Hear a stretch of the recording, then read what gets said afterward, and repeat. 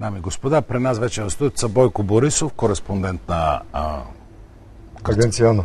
Агенция Това е АНА. Националната информационна агенция на Гърция. Да. Гръцкото БТА. Гръцкото БТА.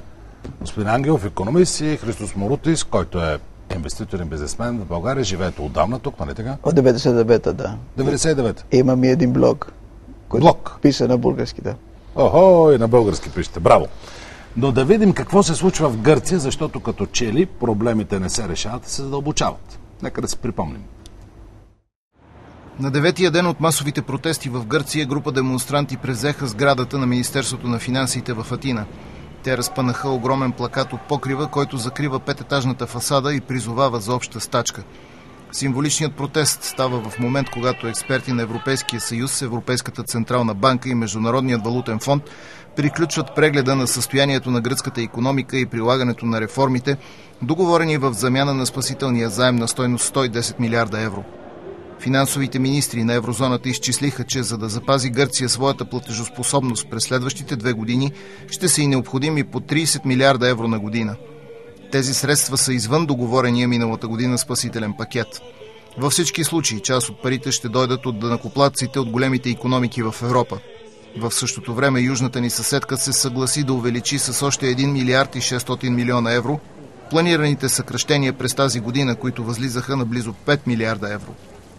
Дълговата криза продължава да е огромен проблем за Гърция, особено след като рейтинговата агенция Moody's понижи оценката си за правителствените дългови книжа на страната с цели 3 стъпки. Агенцията дава негативна перспектива и на гръцките държавни облигации.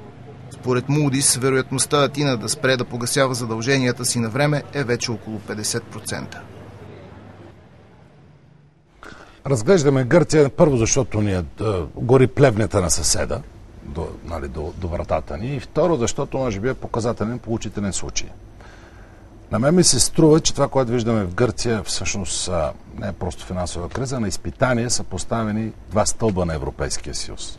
Единната валута, гърците деха да кажат, че се върнат към драхмата, че това е евро, че тия пари ги убиват, и това означава съсипване на 17 държави, които ползват евра, и целият свят е оплашен, и Америка. Покрай Италия, покрай другите неща със Северна Африка видяхме, че единните граници също са поставени изпитания. Говори се за връщане на визи, за преосмислене на Шенген. Може ли Гърция да бъде безкрата, която ще зарви Европейския съюз? Сериозно ли е положението това? Господин Ангел? Разбира се, положението е сериозно, макар че не трябва чак толкова да се драматизира. Moody's казва 50 на 50 фалит. Така да, но във всяко споразумение с МВФ, между другото, ние това сме го живяли на края на 90-те години. Спомняте се 97-98, преди всяка мисия на МВФ, тук господин Бошко, господин Костов чупиха пръсти, чудеха ще ни отпуснат ли, няма ли ни отпуснат. Винаги е така. Латвия преди 2 години, спомняте си, 50 на 50 беше. Ще фалира или няма да фалира? Винаги така, първата 1-2 години от споразумение. В еврозоната, печатахме си парите, инфлацията си беше наш проблем. А сега е проблем на Европа. Това добре ли е да имаме хиперинфлация? Добре, ама Гърция какво може да направи в момента? Всяка фалирала страна, това, което може да направи, е да спре да прави дефицит. Това е основното нещо. Дали има валута, евро, или има собствена валута, в крайна сметка това не променя факта. Променя, когато банката не е това. Напротив. Защото ако имаш хиперинфлация, ние го пробвахме това в 90-те години. Изчиства борчовете хиперинфлацията? Не изчиства. Ние, помните ли, че обявихме фалит 90-та година? Мораториум върху плащането. След това хиперинфлация, и като излязахме от хиперинфлацията, имахме 200% от БВП дълг. Господин така Борисов, че не изчиства нищо. Гърците казват, че са изтощени да плащат цената на тъпото управление на политиците и скандирате на площада, как се каже площада? Конституция на Синтагма. Която е Конституция на конституционния площад. Скандират са бандити, нали така? Забрави гръцката дума. Но това скандират. Листес, кръци по-специално. Кръци, добре. Народа ще плати ли цената? И явно има умора вече от мерките, които им налага Международният валутен фонд, Европейската централна банка. На първо място бих искал да поздравя господин Ангелов за блестящия, например, наистина коментар, който написа на тема защо са безпочвени и в никой случай не бива да се стига до там Гърция да излиза от еврозоната и да се връща към драхмата, защото, както той се аргументира в коментара във вестник Пари, препоръчвам го на всички, които искат да разберат Добре. наистина какво става. И лично аз го пуснах като кореспонденция почти в пълен текст. Към Гърция. Да, към Гърция, а за Гърция пише за гръцките медии. Защото от това наистина може да последва единствено хиперинфлация, жестоко стягане на коланите.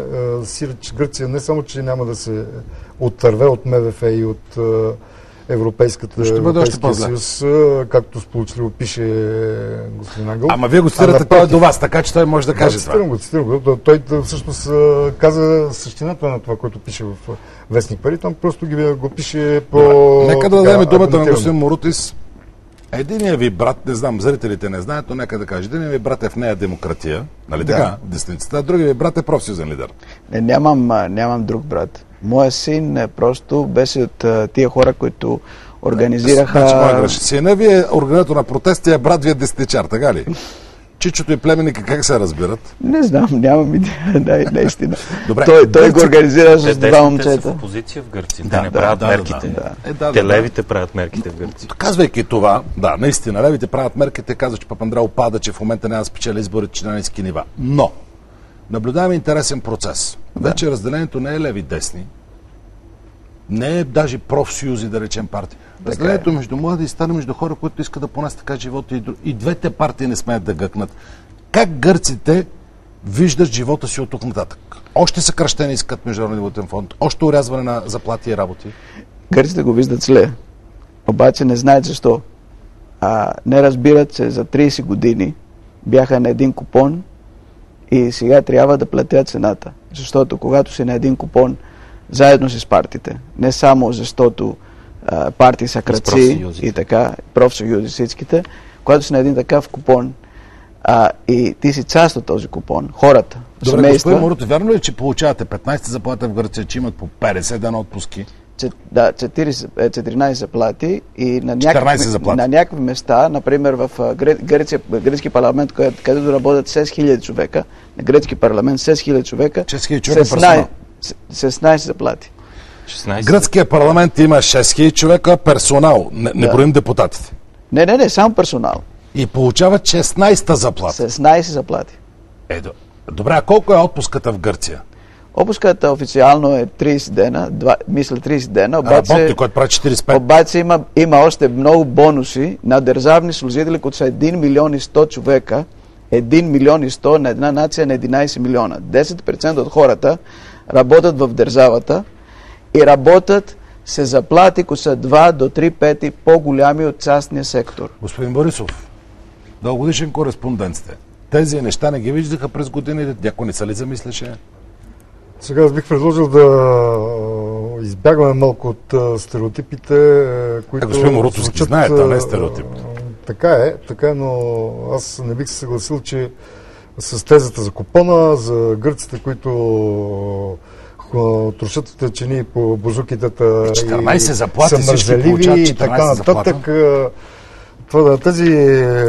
Тези концепции Борина може да галят слуха на германския бюргер, например, който така вижда, че и му е хубаво да смята, че той работи, докато уния там мързеливите средиземноморци само му харчат европейските пари.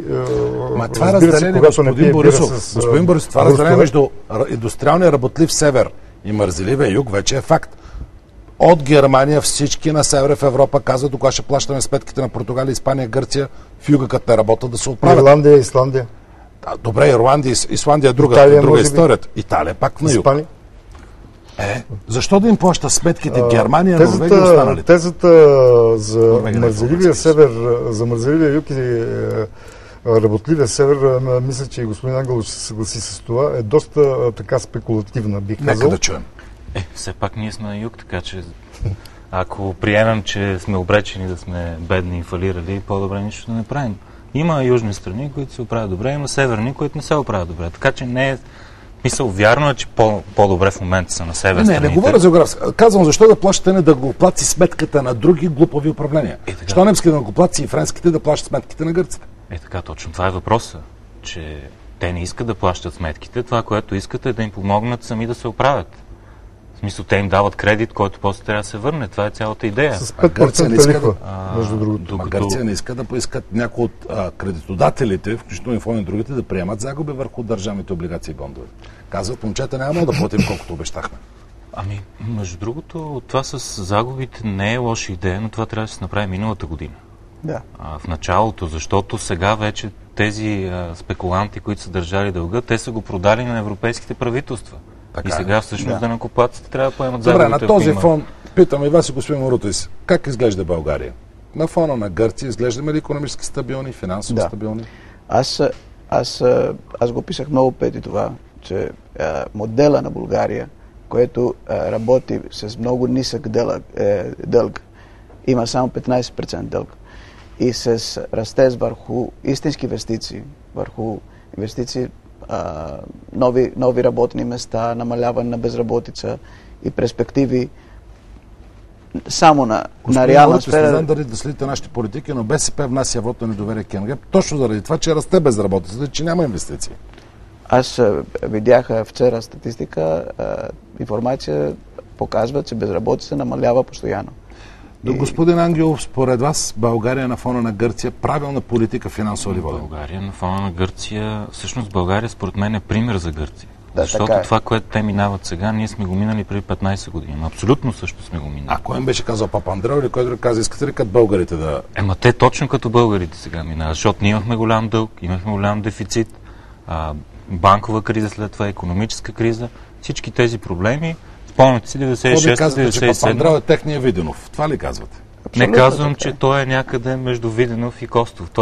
Той взема проблемите и започва да ги решава. Дали ще ги реши, не е ясно. Господин Борисов, ще ги реши ли? Първо да сравняваме един политик с...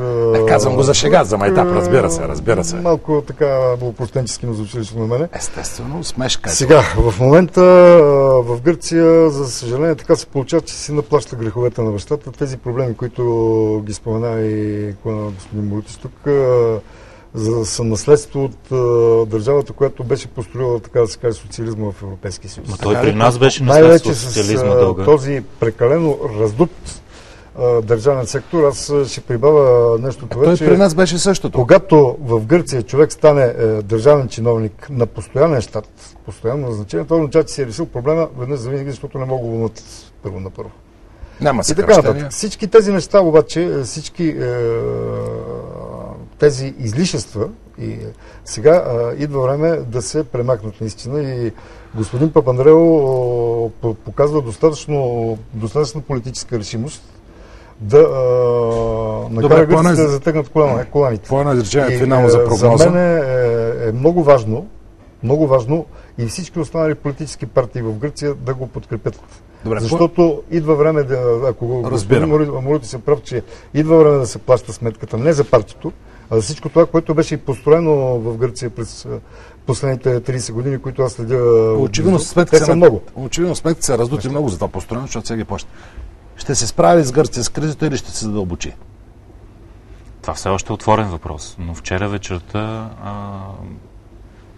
мисията на МВФ и на Европейската комисия излезе с прес-съобщение, че те на експертно ниво са постигнали съгласие и сега остава борда на директорите на МВФ и Европейската комисия и гръцкото правителство да потвърдят политическото ангажимент и да продължат реформите. Само да добавя към нямаме време, нека господин Молитис. Добре. Да, един момент само.